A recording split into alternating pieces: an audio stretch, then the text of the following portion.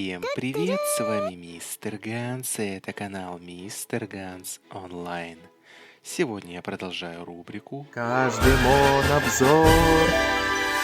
и героем сегодняшнего видео станет Вилдфанг. Начнем с огненной. Она является атакером и имеет оба скилла на собственный отхил, зависящий от нанесенного урона по врагу, что указывает на то, что ей нужен высокий показатель атаки и ХП. Эти два атрибута являются ключевыми в процессе прокачки. Естественно, что Деф, Резист и Крит Резист также необходим в достаточном количестве, дабы он мог атаковать и не стоять в дебафах. В идеале я рекомендую ставить на нее 3 атаки с очень хорошими доп-статами. Сеты гемов могут быть разными, допустим Armor, Сифон, Ruin, Intuition, Бастион и прочие сеты, которые подходят для атакеров. Что касается других вариантов сборки, можно ставить огромное множество разных вариантов.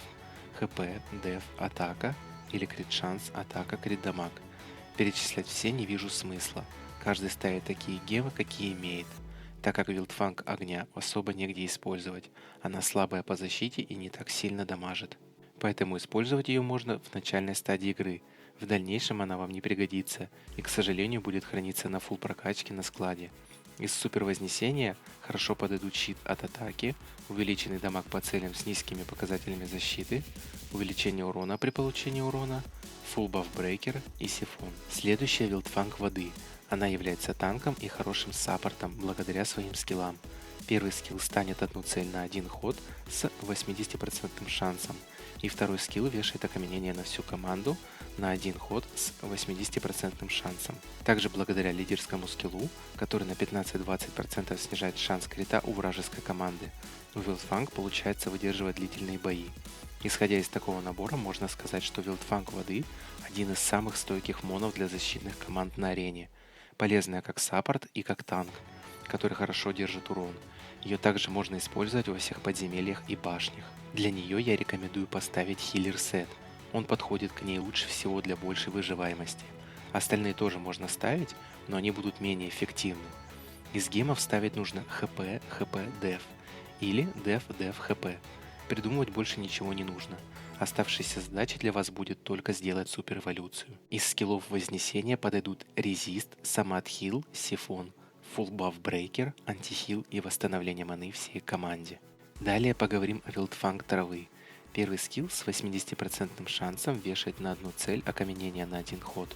Второй скилл с 70% шансом вешает сон на всю команду на 2 хода. Сама Вилдфанг травы имеет повышенный начальный показатель защиты. Данного мона делать я не рекомендую. Для каких-либо подземелий или арен она не подойдет. На фулл прокачке выживаемость данного мона неплоха, но пользы от нее, увы, не будет ни в команде атакеров, ни в команде саперов. Из сета гемов можно поставить любой, она не зависит от определенной сборки. Пример гемов на ХП, ХП, Деф.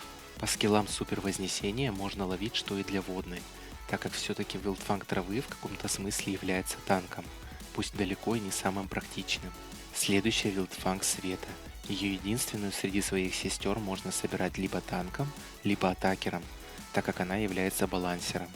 Первый скилл снижает защиту одной цели с 100% шансом на 2 хода. Второй скилл вешает шок на всю команду на один ход с 70% шансом. Скиллы тоже указывают на то, что Вилдфанг света можно сделать как танком, поставив на нее сеты для танка Life, Healer, Бастион, Пигулист и прочие. Гемы на ХП, ХП, Деф, либо Деф, Деф, ХП. Или же как на атакера, сеты Intuition, Armor, Ruin и прочие. Гемы на атак, атак, крит шанс или крит дамаг, крит шанс, атаку. Возможностей крутить гемы разными сборками куча, так как можно добавлять либо ХП, либо деф для выживаемости. Использовать Вилдфанг света можно как на арене, так и в любых подземельях.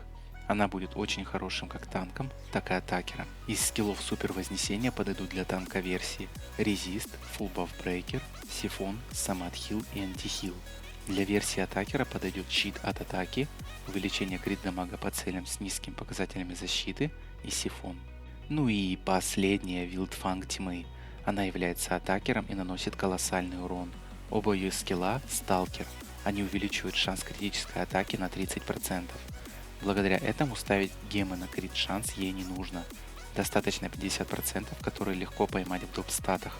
Ставить же на нее нужно сеты на увеличение либо крит дамага, либо атаки. Подойдут армор, руин, либо же сифон, для того чтобы чаще бить ультом. Гемы же нужно ставить на атак, крит дамаг, либо атак, хп. Здесь уже выбор за вами.